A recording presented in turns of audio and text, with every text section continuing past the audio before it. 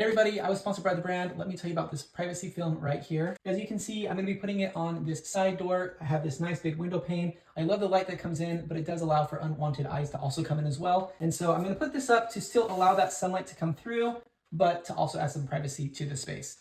Now, the first thing you want to do is go through with like a razor blade or something like that, and just take off any paint chips or marks that you may have. I don't have any on here, so I didn't need to do that step. But that's the first thing you'll want to start with. Then you want to come through and just clean off any extra debris that you may have on the window.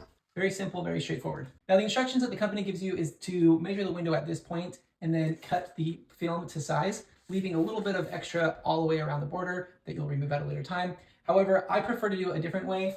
You can see that this is already just a little bit wider, which is how you want it anyway.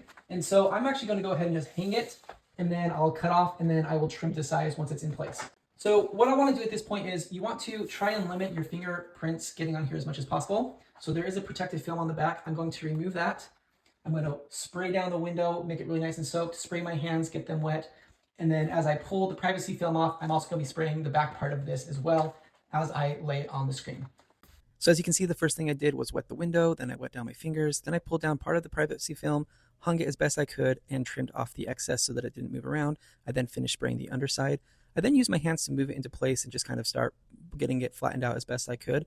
Then I sprayed the exterior, and then I used a credit card and really started going at it to get the bubbles out and get it as flat as possible. Once I did that, I took a razor blade and scored the sides, and then I went back over again with the credit card to flatten everything out. So honestly, if you're looking for a privacy window film of your own, look no further. I definitely recommend this one from the brand.